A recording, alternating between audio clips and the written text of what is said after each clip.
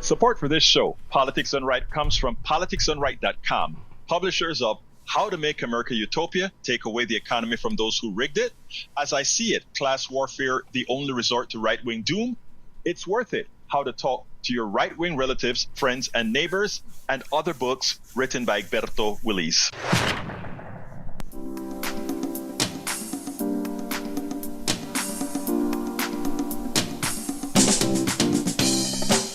Welcome to Politics Done Right. My name is Egberto Willis, your host. Good morning, Houston. Good morning, Harris County. Good morning to the great state of Texas.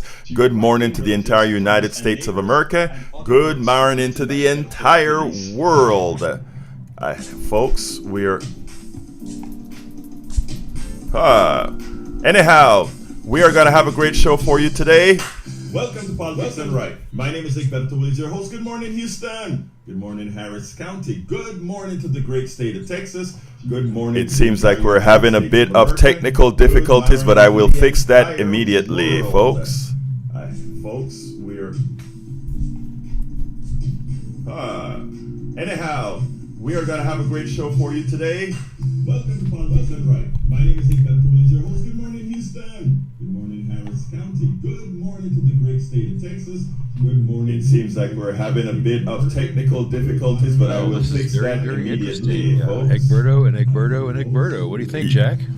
Man, it'd be cool if we had 12 Egbertos, wouldn't it? Would. I think he's laughing back here, so let's turn him back up and see what happens. Well, we're trying to fix that right now, guys. We'll take care of that. Yeah, we're just wondering, how you're listening, how you're looping yourself. Too many tin cans and string going on here. Yes, it will. Yes, it will. All right. Well, I'll tell you what, while we're doing this, I'll go ahead and read my little wisdom piece here. Okay, that sounds good. Now, guys, we'll take care of that. Citizens on the left and the right should be at alarm level 10 plus 2. Trump is attacking the planet on the world stage, mocking and denying climate change and green energy. This proves his loyalty to dirty energy as he sucks up to the coal, nuclear, and oil oligarchs, his donors. We have to end the debate over climate change so the people can get on with the task of rebuilding renewable energy infrastructure to replace the current polluting, environmentally destructive energy policies. The dirty energy oligarchs have too much power and wealth and are set to pollute the planet, commit genocide, enslave the people till the last barrel of oil is extracted and the last dollar of profit is collected. The world's population, Mother Earth's health, survival, and the American citizen be damned. Can the studio hear me now? They don't care about you. No, they don't. Care about money. They never did. Wake up, citizens. Can the studio hear me now? Conscious. Change your energy use habits. Okay. Mother Earth needs you now. Can the studio hear me now? All right. Let's turn you back up here and see what we get. Good morning, Egberto. Well, we didn't get anything. Okay, maybe we got that fixed. I'm not sure. Maybe we got that fixed. Well, within milliseconds, you're going to find out. Oh, my goodness. I am not sure where the loop came from, but I think I found a button that fixed the loop. Are we on air? Are we on air?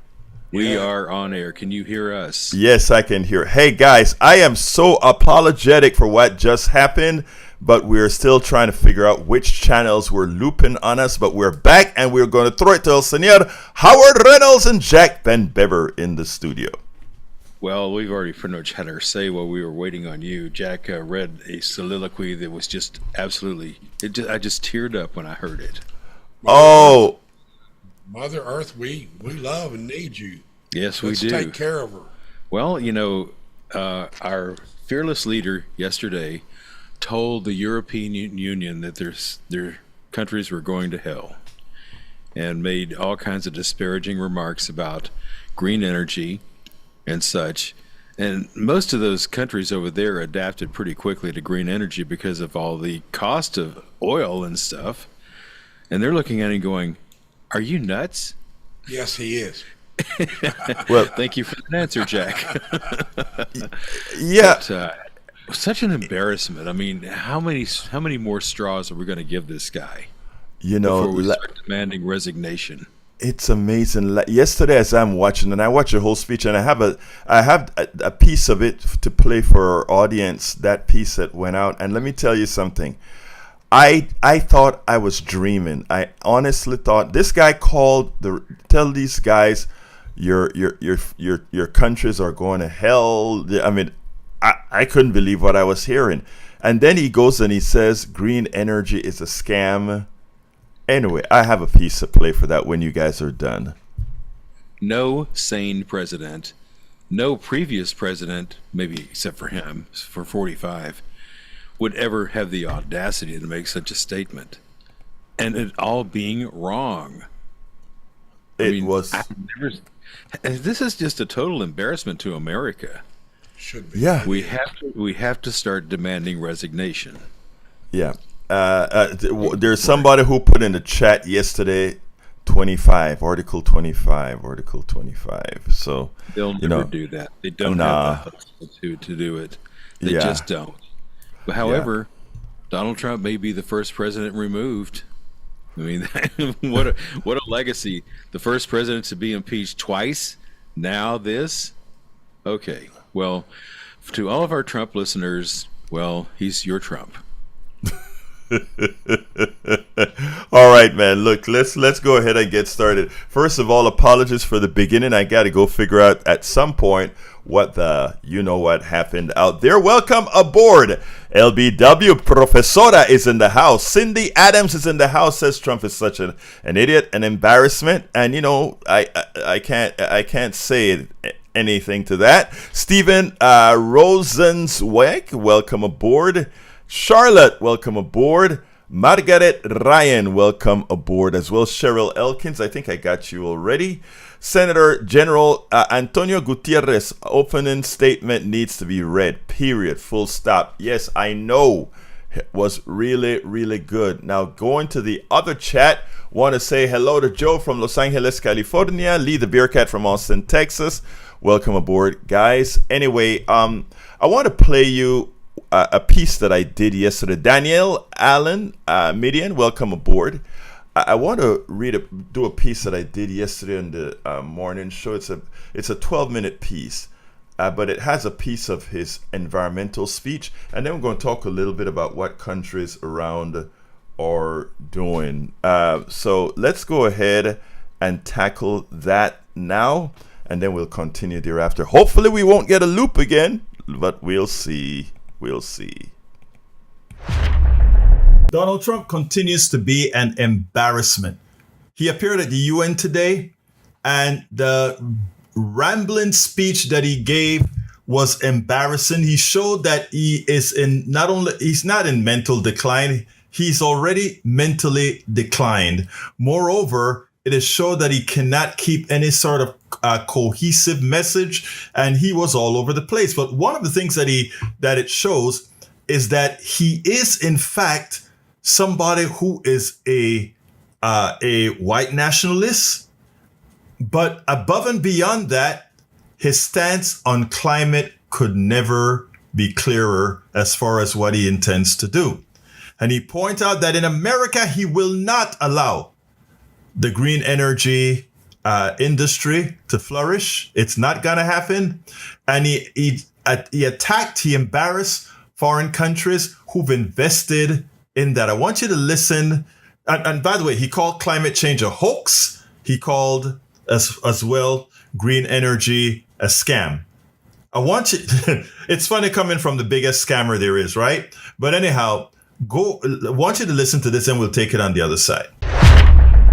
They've given up their powerful edge, a lot of the countries that we're talking about in oil and gas, such as essentially closing the great North Sea oil. Oh, the North Sea, I know it so well. Aberdeen was the oil capital of Europe, and there's tremendous oil that hasn't been found in the North Sea. Tremendous oil. And I was with the prime minister I respect and like a lot, and I said, you're sitting with the greatest asset. They essentially closed it by making it so highly taxed that no developer, no oil company can go there. They have tremendous oil left, and more importantly, they have tremendous oil that hasn't even been found yet. And what a tremendous asset for the United Kingdom. And I hope the Prime Minister is listening, because I told it to him 3 days in a row. That's all he heard. North Sea oil, North Sea, because I want to see them do well. I want to stop seeing them ruining that beautiful Scottish and English countryside with windmills and massive solar panels that go 7 miles by 7 miles, taking away farmland. But we're not letting this happen in America. In 1982, the executive director of the United Nations Environmental Program predicted that by the year 2000, climate change would cause a global catastrophe. He said that it will be irreversible, as any nuclear holocaust would be. This is what they said at the United Nations. What happened? Here we are. Another UN official stated in 1989 that within a decade, entire nations could be wiped off the map by global warming. Not happening. You know, it used to be global cooling. If you look back years ago in the 1920s and the 1930s, they said, global cooling will kill the world. We have to do something. Then they said global warming will kill the world. But then it started getting cooler. So now they could just call it climate change, because that way they can't miss. It's climate change. Because if it goes higher or lower, whatever the hell happens, there's climate change. It's the greatest con job ever perpetrated on the world, in my opinion. Climate change, no matter what happens, you're involved in that. No more global warming, no more global cooling. All of these predictions made by the United Nations and many others, often for bad reasons, were wrong. They were made by stupid people that have cost their countries fortunes and given those same countries no chance for success. If you don't get away from this green scam, your country is going to fail. And I'm really good at predicting things, you know. They actually said during the campaign, they had a hat, the best-selling hat. Trump was right about everything. And I don't say that in a braggadocious way, but it's true. I've been right about everything. And I'm telling you that if you don't get away from the green energy scam, your country is going to fail. And if you don't stop people that you've never seen before, that you have nothing in common with, your country is going to fail. I'm the president of the United States, but I worry about Europe. I love Europe. I love the people of Europe. And I hate to see it being devastated by energy and immigration. This double-tailed monster destroys everything in its wake, and they cannot let that happen any longer. You're doing it because you want to be nice. You want to be politically correct, and you're destroying your heritage. They must take control strongly and immediately of the unmitigated immigration disaster and the fake energy catastrophe before it's too late. The carbon footprint is a hoax made up by people with evil intentions, and they're heading down a path of total destruction. It's a con job. At extreme cost and expense, Europe reduced its own carbon footprint by 37%. Think of that. Congratulations, Europe. Great job. You cost yourself a lot of jobs, a lot of factories closed, but you reduced the carbon footprint by 37%. However, for all of that sacrifice and much more, it's been totally wiped out, and then some, by a global increase of 54%.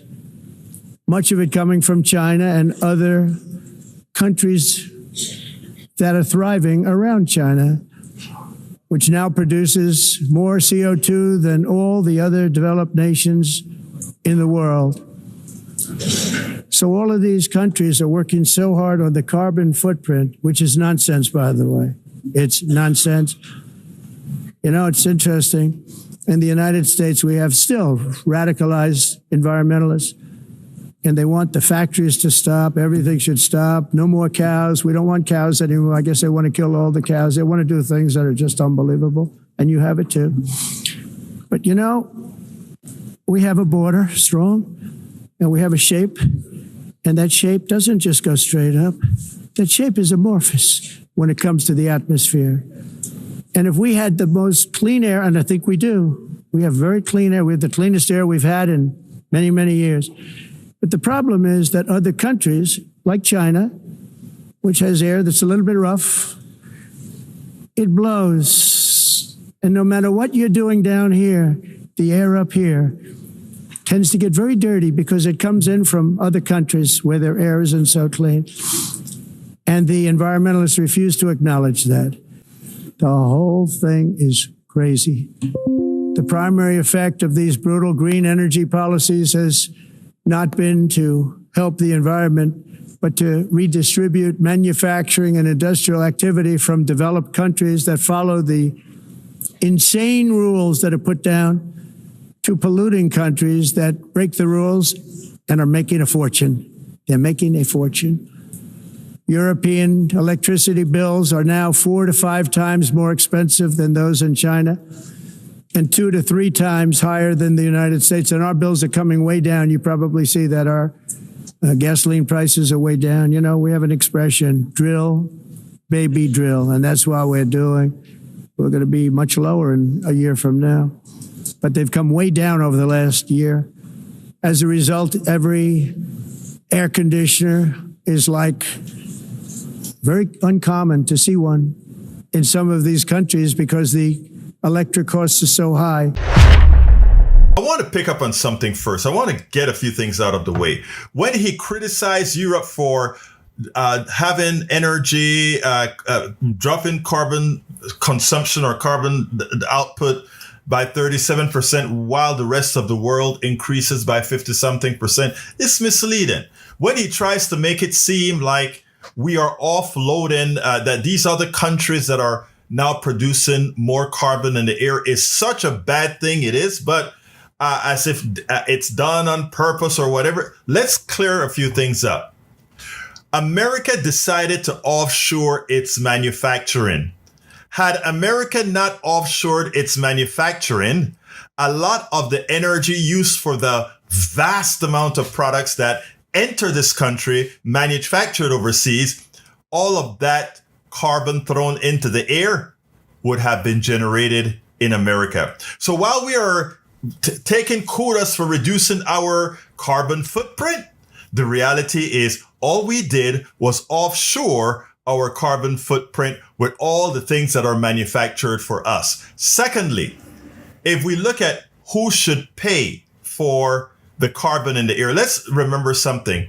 During the beginning of the Industrial Revolution, it's the Western countries, all that carbon that is permanently in the atmosphere right now. It is America and Western countries en masse that have put most of that in the atmosphere. So when people start talking about, well, how comes we have to reduce by so much and these other countries don't? Well, that's because most of what's up there, we put it there. We made profits. We extended our economy. We made ourselves great by polluting the air that belongs to everybody. So if we don't want others to do the same that we've done, which affects us all, we have to pay the price. This isn't rocket science. This is morality, and this is green energy, whatever the case is. The fact of the matter is our president embarrassed us. If you listen to the entire speech, you will be appalled. He is pushing genocide in a manner that you would not imagine. Again, subliminally, of course, but you listen to the speech, he sounds like somebody operating out of 1932. And I figure you know what I'm talking about. Now, there's one other thing. Did you see how he, in the part of his speech dealing with green energy, did you see how he weaved immigration in there? Did you notice how he said you're going to mess your country up if you bring people that are not like you? You notice when he said that? You notice also when he pointed out, immigration is going to kill your country.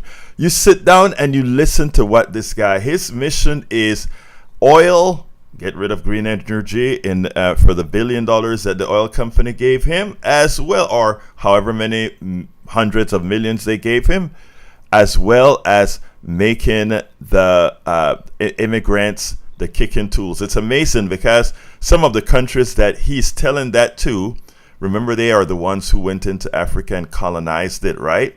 We had France and Western Africa and Central Africa. We had Portugal. We had Belgium, which created one of the biggest genocide on the planet in the Congo that nobody speaks about. We could go on and on. When he talks about, the footprint is a hoax, let's talk a little science here real quickly. You can go to the poles or the northern region and drill into ice. And the ice is so deep, you can date the ice. And you can pretty much get a picture of the atmosphere as you go deeper into the ice so that you can see what we're doing with carbon. And it's there. And by the way, yes, there was a time that the atmosphere had a whole lot more carbon than it does now. And that carbon was sequestered by the plants, the animals, etc., that eventually died and became coal and oil. And that changed what the environment looks like today, which made it more hospitable for human beings, our particular genus. So, when you listen to a president that is so, and I hate to say this because I don't like using these terms on other people on air, but so dumb. And this isn't that he is playing dumb.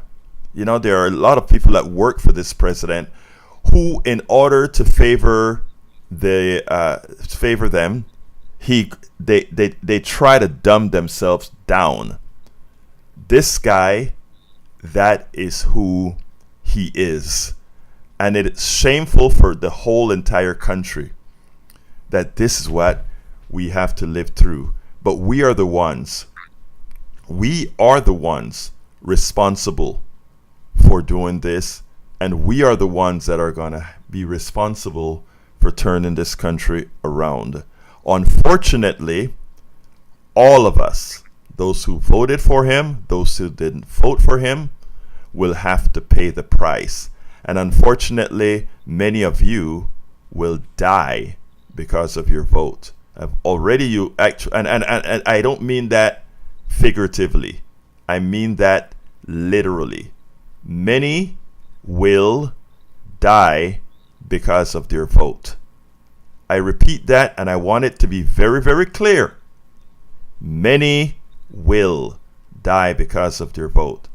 The hospitals closing in Virginia, 3 of them already, that have directly placed the blame on the big, beautiful bill, and they did it with the numbers. And we have a Kennedy running the CDC that is given carte blanche to people who choose to be uninformed on their vaccine schedules, etc. They will, and many will, die as they give license to be, I'm not going to use that word, but again, many will die. Anyway, folks, telephone number 713-526-5738. Again, that number is 713-526-5738. I think I was very happy to see some of the commentary on the TV from the experts yesterday and the day before with respect to the CDC. They've actually said that they've actually given marching orders to the American population.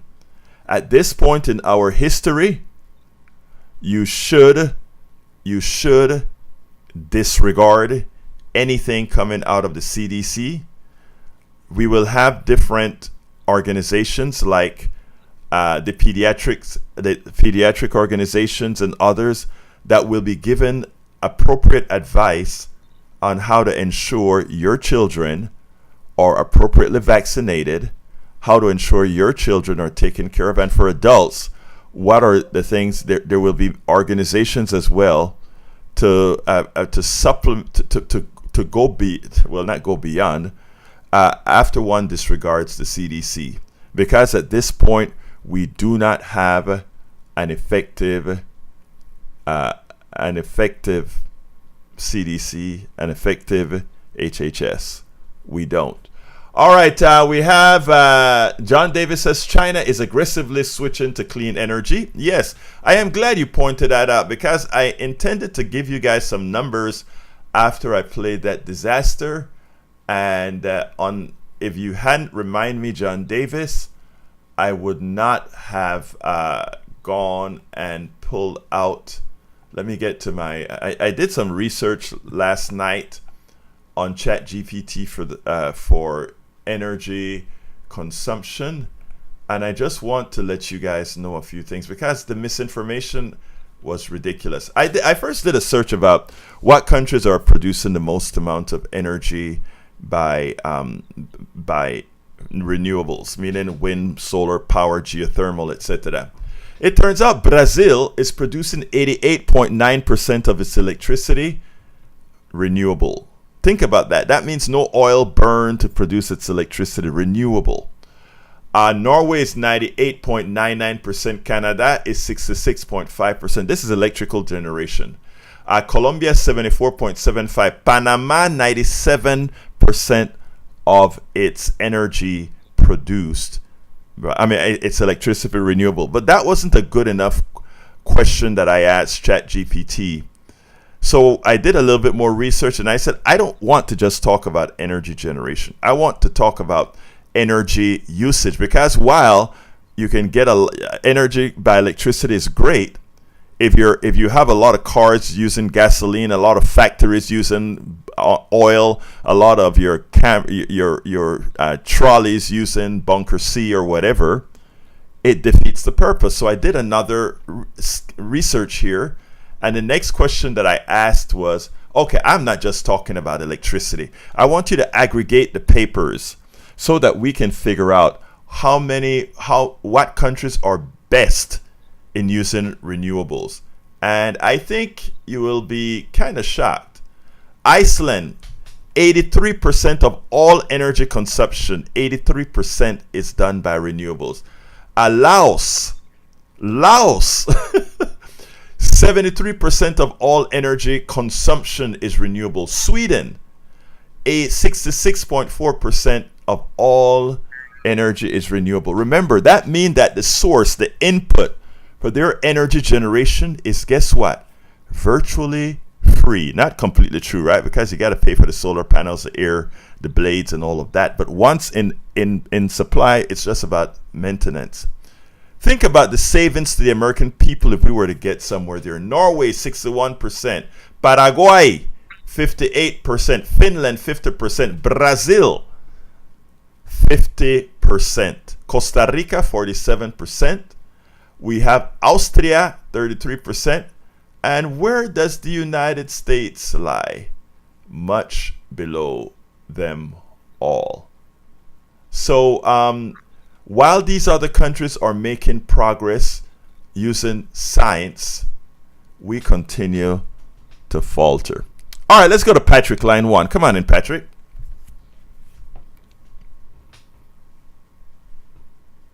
Patrick, you're on. Okay, I don't hear Patrick. Let's go to Bruce. And put Patrick on hold and go to Bruce.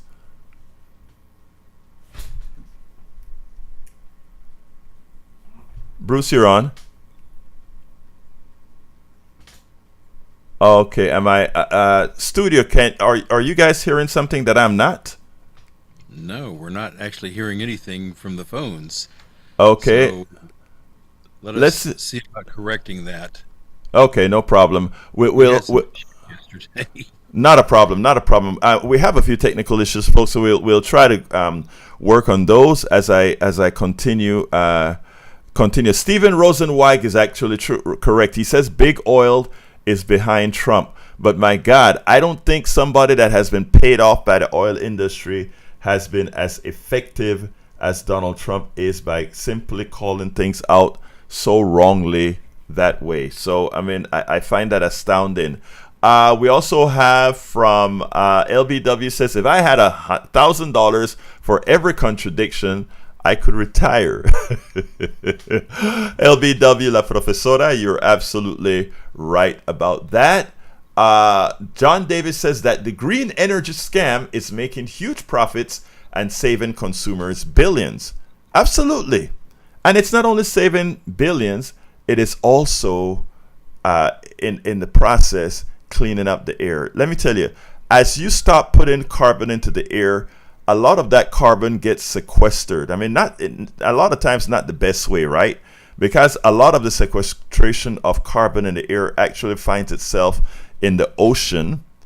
But the problem that creates is it acidifies the ocean. When you see the formula for carbon mixing with water, you get carbonic acid, and that's another thing. It's very small amounts, but that is the kind of stuff that can happen. Cheryl Elkins nailed it. We got some good news last night.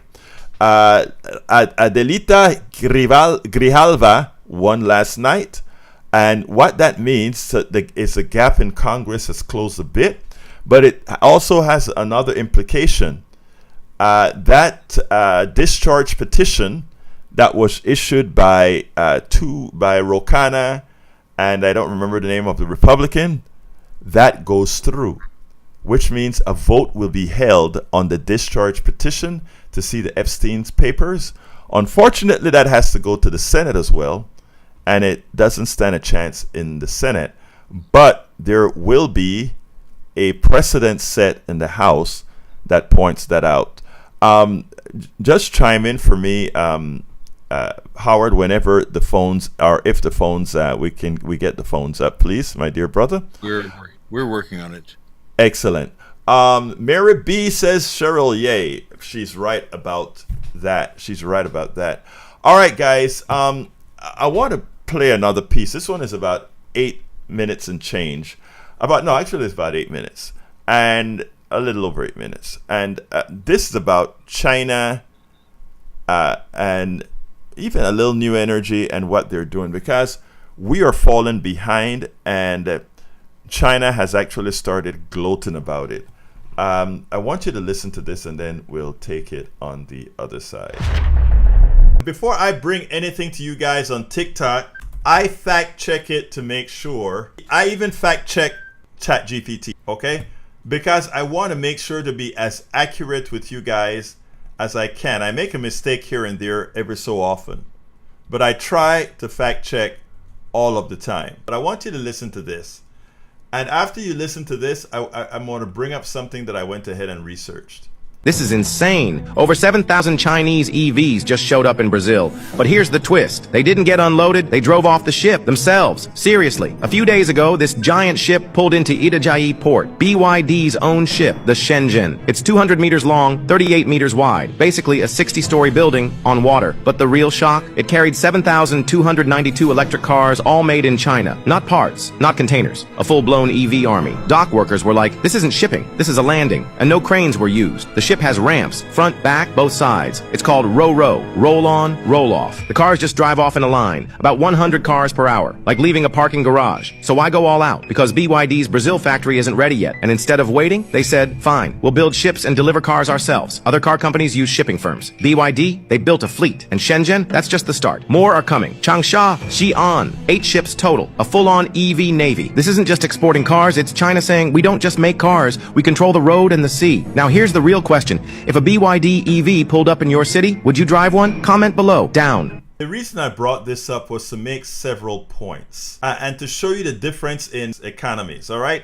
I've pointed out that China, for all practical purpose, has a sort of quasi-capitalist economy, but not quite, right? And the United States have a capitalist economy, but not quite. It's more of a fascist economy, okay? But here's the thing that I find ironic. All the things that Donald Trump is doing right now, right, is going to shrink our market share of cars. By putting the tariffs in an irresponsible manner, it's going to make our stuff for us more expensive without having an option out. Let me give an example, and I'm going to get back to this in a minute. We don't grow coffee except for in parts of Hawaii and maybe other territories. We don't grow coffee. So it doesn't make sense for us to have a tariff on coffee. We just would be raising money on that tariff. It makes no sense. We don't make bananas in any quantities. So it makes no sense to have tariffs on bananas, because we're not going to start growing bananas if it becomes too expensive, because we just don't have the climate and the industrial base for bananas. So it makes no sense. Now, on other things, we don't control the inputs. We've long gotten rid of the textile equipment that controls the inputs and all these other things. So it makes no sense to have tariffs on most of these things, because all it does is raise the cost to Americans without even the inference that we are going to build those factories. And as it raises the cost on Americans, and we don't reinvest that money from the tariffs back into the economy, it goes to the wealthy people, it depresses the economy. And as it depresses the economy, what happens? You don't have to build factories anymore because the economy is depressed. Nobody's there to buy the stuff, right? So we are doing everything to screw our economy. And then don't talk about the economy of the future. Electric vehicles, windmills, solar panels, etc.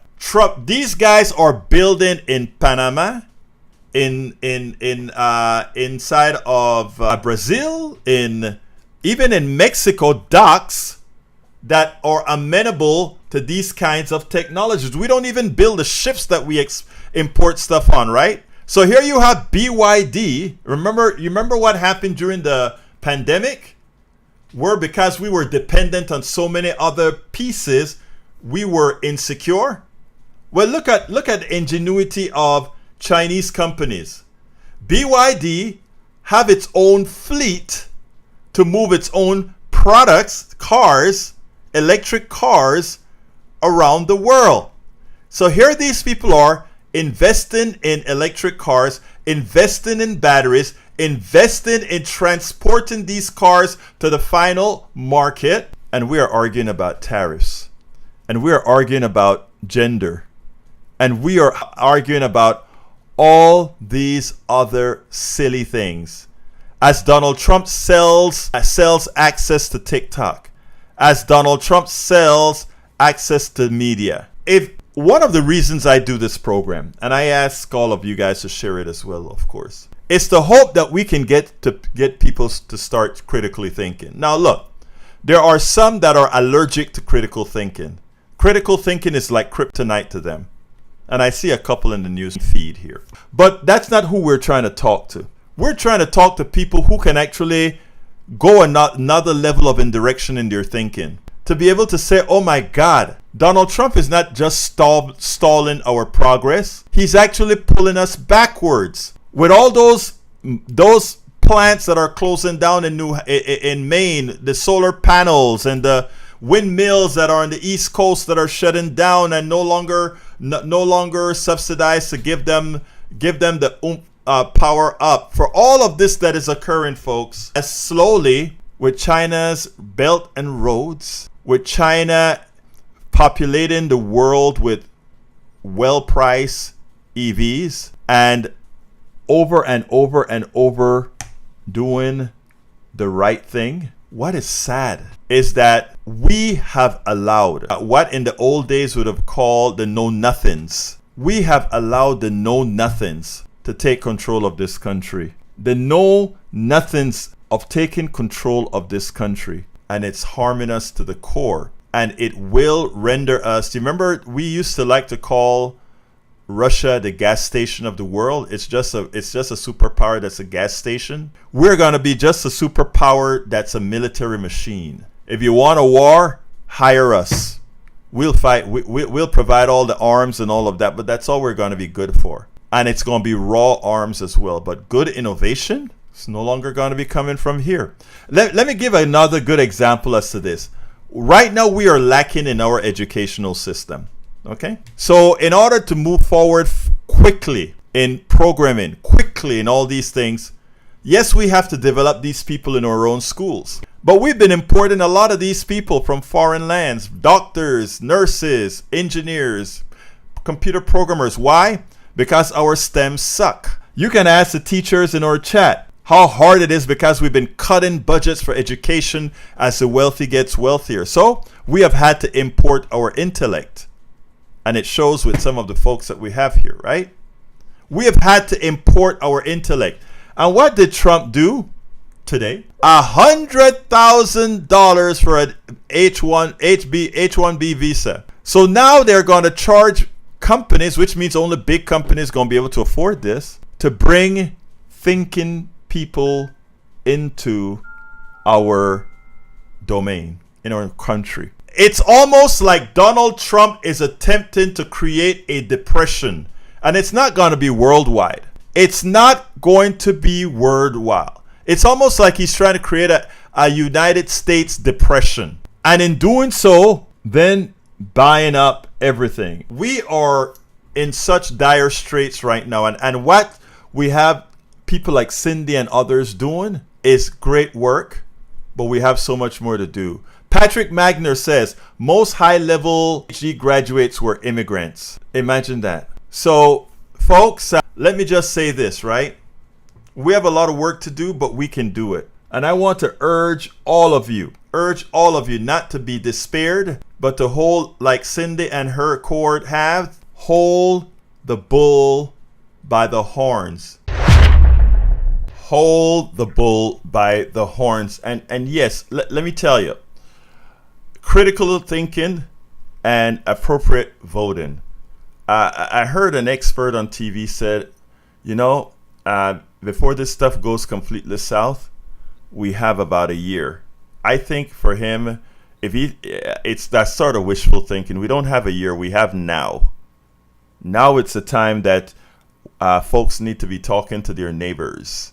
Now is the time that folks need to be doing what several of our what I find in this peaceful revolution is that the women are the ones that have taken up, men and women, but the ones that have really gone running with the ball and realizing the dire straits that we're in.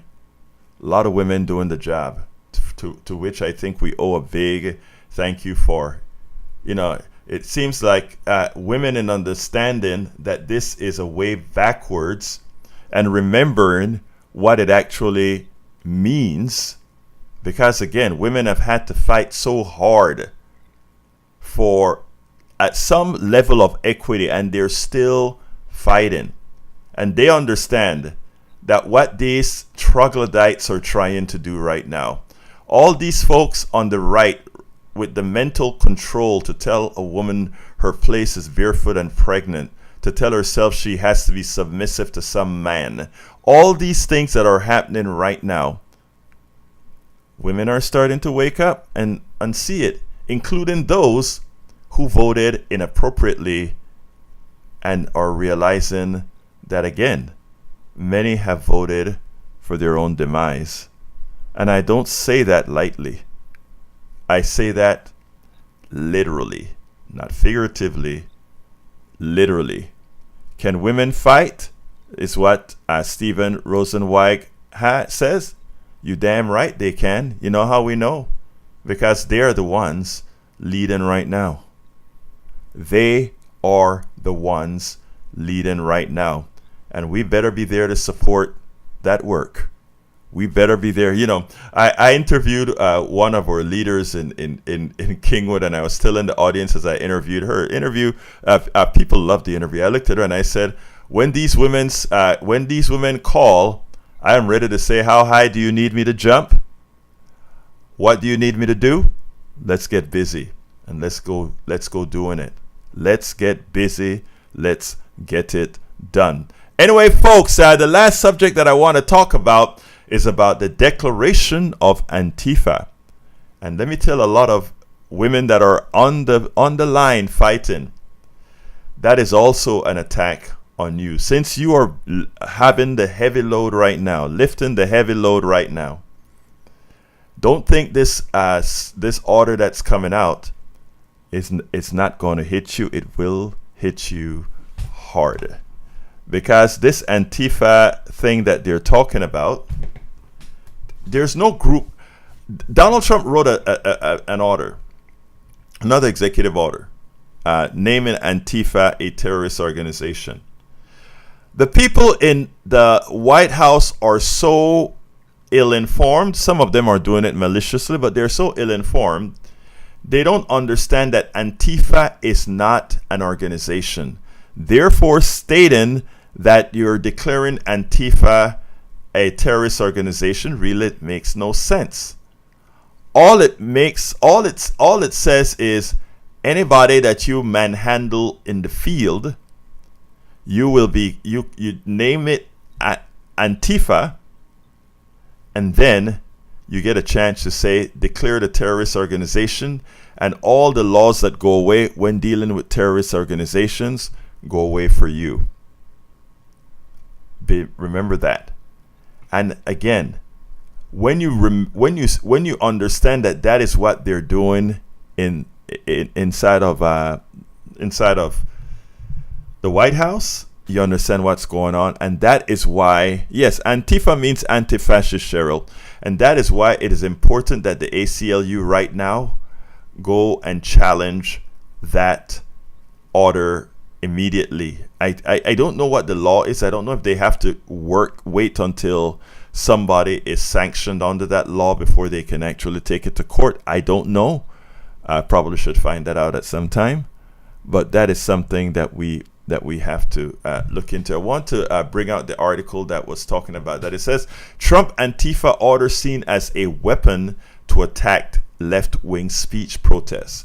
The order appears to be a green light to law enforcement and intelligence to spy on and investigate left-wing political speech, said one First Amendment advocate. One would think, right, that the word Antifa is one that would be adapted by all people who believe in, who don't believe in fascism, right? But apparently not.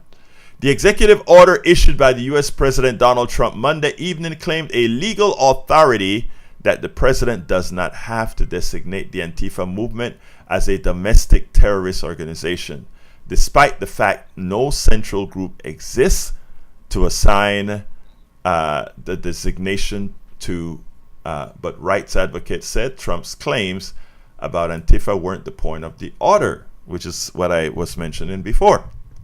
This isn't an attack on Antifa, said Melanie D'Arrigo, executive director of the Campaign for New York Healthcare. It's an attack on our rights.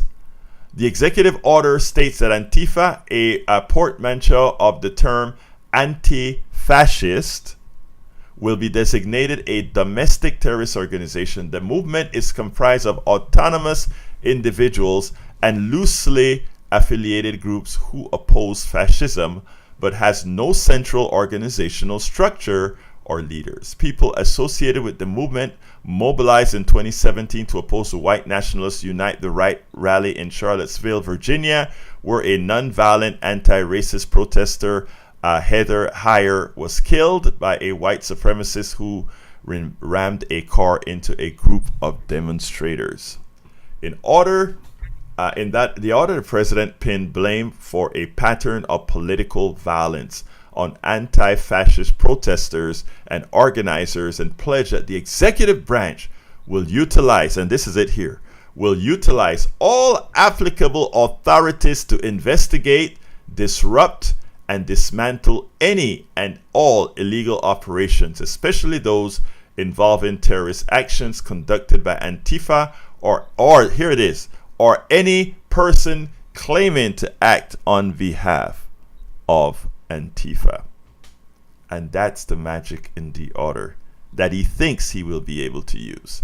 The order was written so broadly, said journalist Prem Thakur of Zeteo, that it suggests someone recording masked agents snatching people off the streets or asking these agents what they're doing can be deemed a terrorist.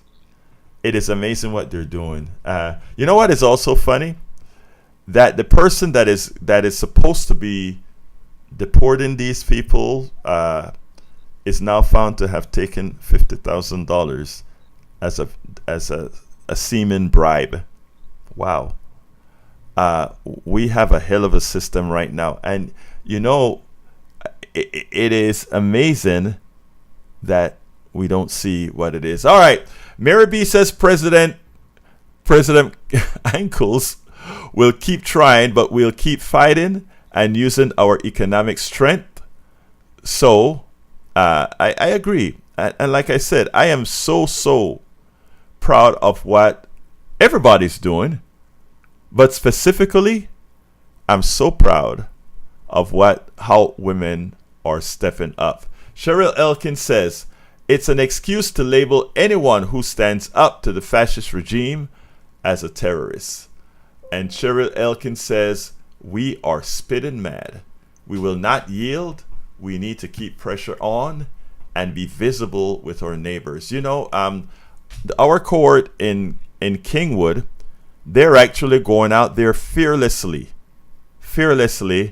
and using, and all of them have body cams now. Well, a lot of them, not all, but a lot of them now also have body cams, and they make it quite visible that they have body cams on. And this is just out of what do you call it? A huge caution why they're doing this. And again, I agree. There was a time that I was very concerned that some would actually stop these organizations. I mean, stop these actions. And I was so happy that they didn't. Okay, so is that line one hot 409? Come on and let's see if I can hear you. Okay, I saw it turn red, so I thought it might have been ready, but maybe not. If anybody's online on the phone, you can just go ahead and talk, and I'll bring you in. But apparently, there's still some problems there. That's all right. We have so much material; it doesn't matter. Let's. Well, it matters that I can't hear your beautiful voices. Don't get me wrong. What I'm saying is we still have a lot of material to cover. Lita Bearcat says comparing Antifa to women is bad. I want to show you how some people think. When did anybody that's listening, whether on Substack or on the other channels, did any one of you hear me compare Antifa with women? I don't think so. I said they will use the Antifa executive order to go after women. That's what I said. Now, Lita Bearcat, when I was talking about these countries, called it small potatoes countries. These small potato countries are the ones that give you your bananas, your pineapples, your fruit during the winter, have big industries that are supplying products to America. I suggest you get a level of humility, Lita Bearcat, because we're all interdependent. Don't ever forget that. We are all interdependent. By the way, just for your information, the migration from America to Costa Rica, to Panama, to Guatemala, to Romania, to Albania is quite large. Okay? Or I shouldn't say large, I should say substantial. So beware. Anyway, folks, we are at 53 right now, which means we only have 3 minutes. I want to apologize for two things today. We had some sort of a looping at the beginning of the show, so we probably lost the first 2 or 3 minutes of the show. But valiantly, our brother Jack did go ahead and gave his word and all that works. I hear somebody in the studio. Anybody wants to say something? Okay, I thought I heard somebody come in. Yeah, you heard us. Yeah. We're still scrambling around trying to figure out what's wrong with the phones. Okay, and not a problem. The microphone just fell into my lap, so it's a great day, Egberto. Man, we started off with a loop, and then we started the phones didn't work, and now the microphone's in my lap. Well, let me tell the audience. Let me tell you, we work on all. We take whatever equipment we can get and we make it happen. All when we're connecting to studios. I mean, we had a lightning strike. We had the internet go down, and MacIver in the studio. You know, it's his name is actually Howard MacIver Reynolds. Remember that, Howard MacIver Reynolds. What he did is, while the studio is off air, right? This guy goes ahead and brings in this portable thing doing the internet to get it all up and running, even as the whole section of Houston had a power hit from AT&T, or lost signal from AT&T. So with the little monies that we have, we make things happen because we have good people. We have Jack, we have Howard, we have Mayana, we have Marlo, Sandy. These guys are in the studio making things happen. So I got one more minute to go here, and what I want to tell you additionally is, in the next couple weeks, I think it's the middle of October, if I recall from our meeting last night of volunteers of KPFT, we are going to start our fund drive again. Remember, we haven't had one since early summer. We were able to forego one because all of you were so generous to put us over the top as we needed to. So we were able to forego one fund drive, but we're going to be coming back in sometime in October.